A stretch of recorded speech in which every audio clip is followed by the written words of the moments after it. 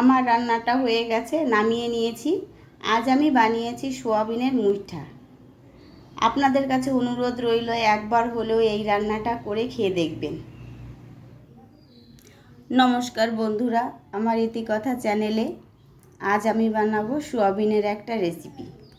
প্রথমে আমি সোয়াবিনগুলো গরম জলে একটু লবণ দিয়ে সেদ্ধ করে ভালো করে পরিষ্কার করে নিয়েছি। এবারে আমি মিক্সিতে দিয়ে ওটাকে বেটে নেব। চলুন আজ আমি কি রান্না করছি দেখবেন, সঙ্গে থাকুন।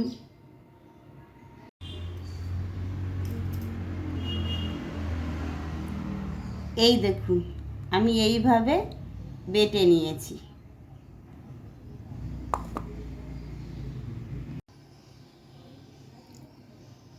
আপনারা অনেকভাবে সয়াবিন খেয়েছেন, এইভাবে একবার রান্না করে খেয়ে দেখুন, অপূর্ব লাগবে খেতে। আমি এখানে দিয়ে দেব আদা রসুন বাটা, লবণ, একটু জিরে গুঁড়ো,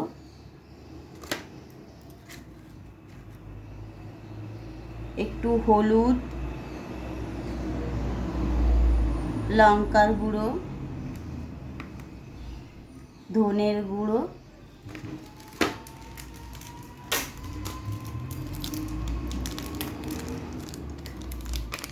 একটু গরম মশলা, আর দিয়ে দেব একটু বেসন, একটা ডিম।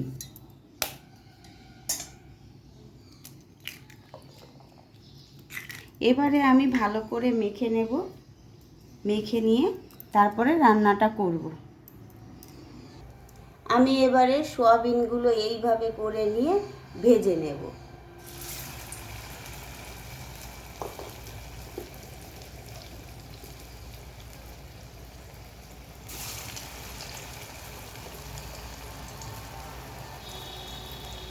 আমার বাড়ির সবাই কিন্তু এই রান্নাটাতে খেতে খুব পছন্দ করে।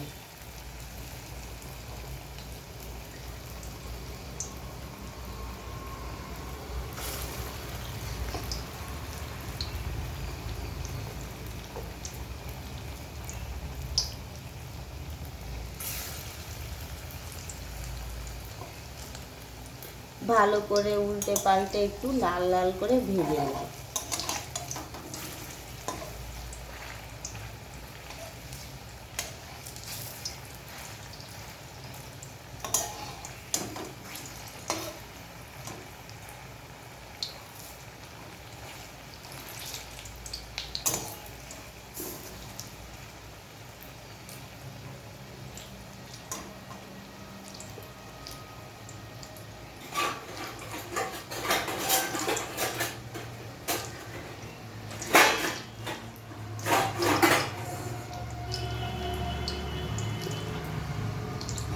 দেখতে কিন্তু কোফতার মতনই হয়েছে।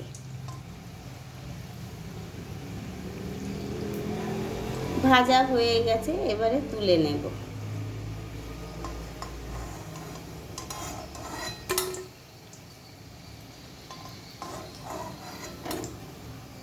কিন্তু এটা কিন্তু সোয়াবিনের কোফতা আমি আজকে রান্না করছি না।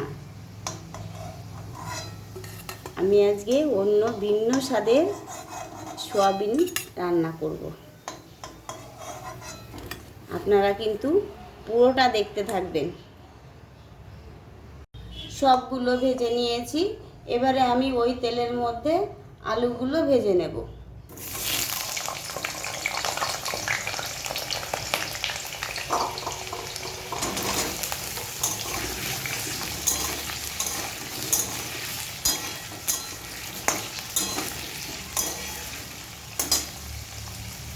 আলুগুলোকে একটু লাল লাল করে ভেজে নেব। আলুগুলো লাল লাল করে ভাজা হয়ে গেছে, এবারে আমি তুলে নেব।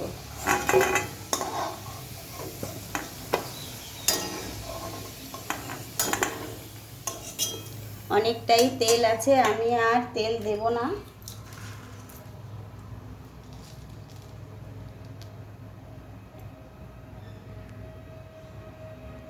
এবারে ফোড়নে দিয়ে দেব জিরে আর তেজপাতা।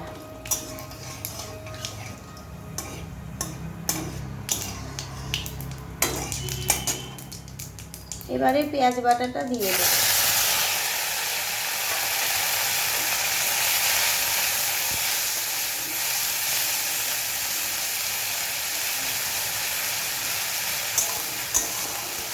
পেঁয়াজটাকে এবারে লাল লাল করে ভেজে নেব।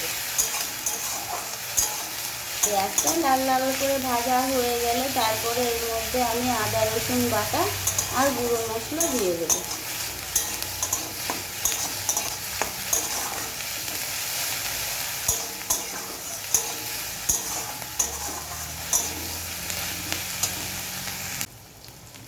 এবার আমি আদা রসুন বাটাটা দিয়ে দেব।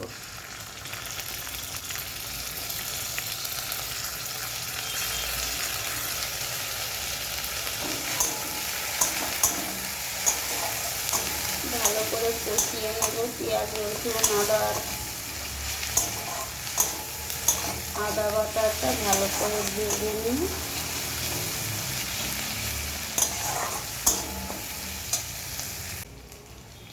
এবার আমি গুঁড়ো মশলাগুলো দিয়ে দেব। হলুদ দেব, লঙ্কা দেব, জিরের গুঁড়ো দেব, এবারে লবণটা দিয়ে দেব। এবারে এর মধ্যে একটু জল দিয়ে ভালো করে মশলাটাকে আমি কষিয়ে নেব।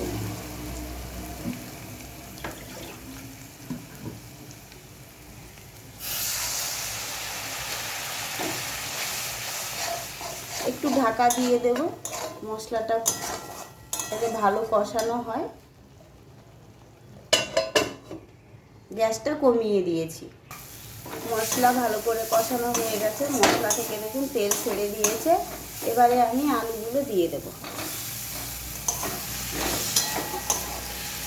আলুগুলো দিয়ে আর একটু কষিয়ে নেব।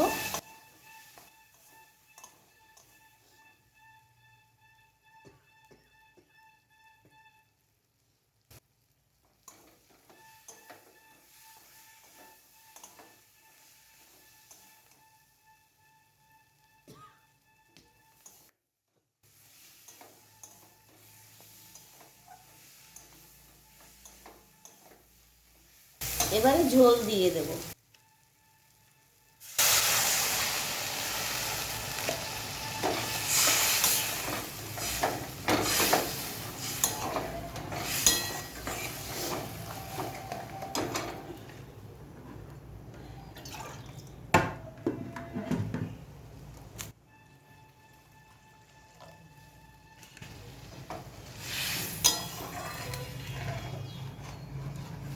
এবারে ঢাকা দিয়ে দেব আলুগুলো সেদ্ধ হওয়ার জন্য।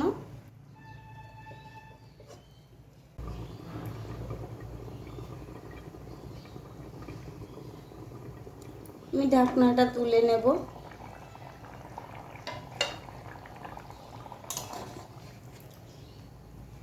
আলু সেদ্ধ হয়ে গেছে, এবারে আমি সয়াবিনগুলো দিয়ে দেব।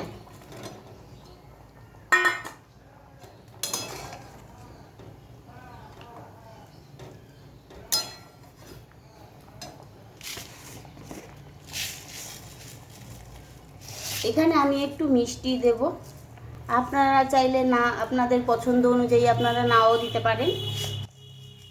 আমার কাছে মনে হয় একটু মিষ্টি দিলে বেশি ভালো লাগবে খেতে।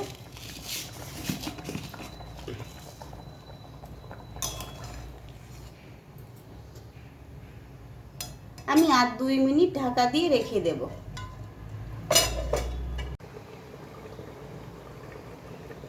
2 মিনিট হয়ে গেছে, এবার আমি ঢাকনাটা তুলে নেব। এবার আমি দিয়ে দেব একটু গরম মশলা,